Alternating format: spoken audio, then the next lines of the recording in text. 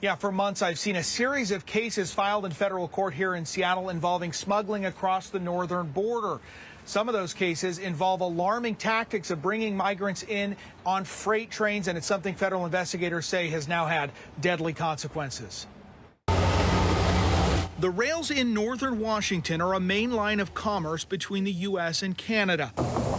But now they've become a chosen route for human smugglers. In some instances, migrants are covered up to their necks in raw materials and freight cars. Special agent in charge Robert Hammer with Homeland Security Investigations says 2 migrants either fell or were pushed from a freight car here in Ferndale. One died, the other was seriously hurt and sought help in the town. It really speaks to the just reckless disregard that these smugglers have for the lives of the people that they're being paid to smuggle into the United States. Migrant crossings here on the northern border are on an alarming track.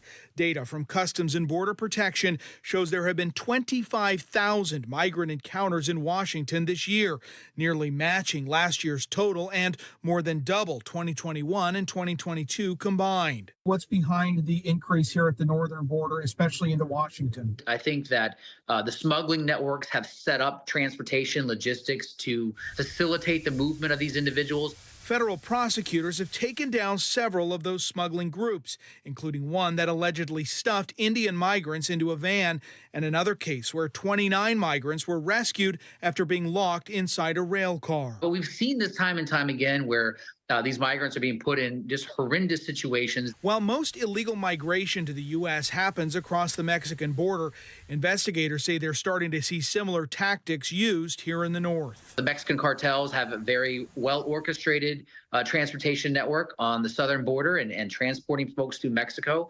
And then we have different human smuggling organizations that are doing the same thing, but coming through the northern border.